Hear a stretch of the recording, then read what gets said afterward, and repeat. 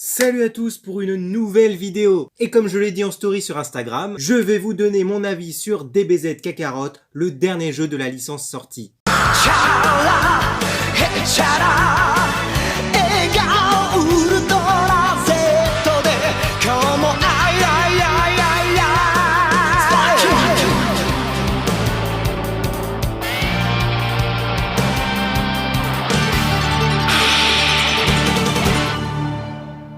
Ce jeu a été développé par CyberConnect 2, qui sont connus entre autres pour les jeux Naruto. Je sais pas si c'est pour tous les jeux des deux dernières générations, mais je suis certain pour les Ultimate Ninja et les Ultimate Ninja Storm. Alors sachant cela, on ne pouvait s'attendre qu'à très bien. Et est-ce que le jeu est bien? Je vous dis oui. Vous avez sans doute pas besoin que je vous le dise pour savoir que c'est bien. Et perso, je kiffe. Au moment où je tourne, je viens de terminer avec le commando Ginyu. Et normalement, le jour où la vidéo sera en ligne, je serai plus loin. Car j'y joue tous les jours. Comme vous le savez sûrement, ce jeu est un jeu Dragon Ball Z et non Dragon Ball. Il ne comprend que tout ce qui est lié à DBZ. À l'heure actuelle, il n'y a que les 291 épisodes dans le jeu, avec les missions secondaires. C'est ce que j'ai entendu dire. Car s'il y avait vraiment les 291 épisodes, on aurait tous les HS qu'il y a eu dans DBZ. Et dans le jeu, ce n'est pas le cas. Celui-ci respecte bien les événements principaux de l'histoire, au plan près. Je sais qu'il y a des événements HS de DBZ, car j'ai vu sur YouTube quand Goku et Piccolo passent le permis. Et ça, c'est bien dans DBZ. J'ai un peu hâte d'être à ce moment-là. Et du coup, je sais pas s'il y a d'autres événements HS, mais je sais qu'il n'y a pas tout et c'est un peu dommage. Le gameplay du jeu est cool, quand tu y joues pour la première fois, tu as du mal, mais après, petit à petit, on s'y habitue. Moi, par exemple, comme le jeu ressemble à Xenoverse avec les plans larges et tout, j'avais l'habitude d'appuyer sur carré pour attaquer, mais en fait, c'est rond. Même quand on te le dit, j'avais un peu de mal. Là, j'essaie encore de m'habituer sur certaines touches, mais à part ça, ça va. J'aime bien l'aspect open world du jeu, car c'en est pas vraiment un, c'est un action RPG. C'est pour ça qu'il y a des ennemis sur la map,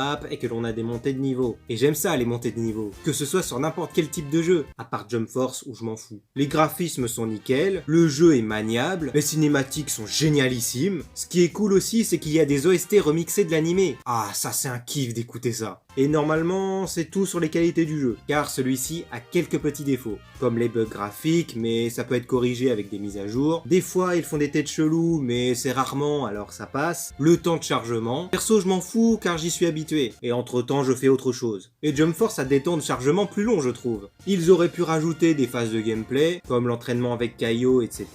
Et normalement, c'est tout. J'espère qu'il y aura des DLC pour mettre les films OAV et autres HS, car là, on aurait un jeu full DBZ.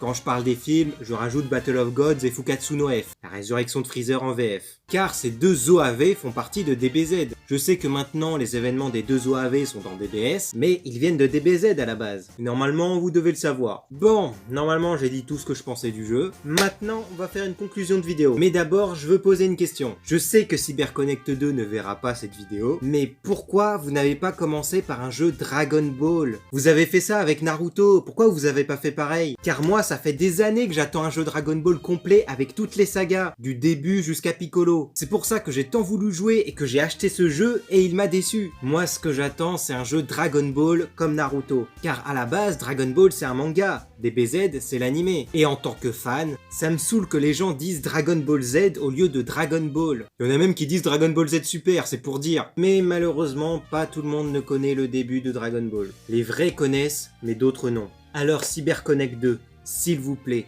la prochaine fois, faites un jeu Dragon Ball avec Son Goku petit dans le même style que Kakarot. Car là, vous mettez Kakarot car c'est l'histoire de Goku, mais elle ne débute pas là. Sur ce, je vais conclure sur mon avis du jeu. Qualité, le jeu est beau, on a les musiques de l'animé, le jeu est très maniable, c'est pas très compliqué de s'habituer aux touches, on revit toute la saga Dragon Ball Z dans son intégralité, donc de la saga Saiyan jusqu'à bout, on peut monter sur le nuage magique, ça je kiffe, on retrouve tous les personnages de l'univers Dragon Ball, de l'animé DBZ et du manga bien sûr, et normalement c'est tout. Défaut, quelques bugs graphiques, on n'a pas tout DBZ, par exemple on ne fait pas le chemin du serpent, ce que j'ai kiffé faire sur Infinite World, les temps de chargement, quelques lags au niveau des sauvegardes, mais c'est minime. En gros, ce jeu est fait pour les fans, du coup c'est pour ça que je kiffe. Après c'est possible que les non-fans aiment ce jeu, parce que ce style de jeu est apprécié de beaucoup de personnes. Bon, sur ce, la vidéo va s'arrêter là. Vous avez eu mon avis et mon ressenti par rapport à qu'il n'y ait pas de jeu Dragon Ball. Si vous avez aimé, je vais pas le répéter à chaque fois, vous le connaissez assez. Tipeee et Utip en description pour me soutenir. Allez sur Utip car ce sera gratuit pour vous en regardant une pub et ça me fera un peu de sous. Mes réseaux sociaux Instagram et Twitter sont en description. N'hésitez pas à partager la vidéo et la chaîne. Et je vous dis à plus dans une prochaine vidéo.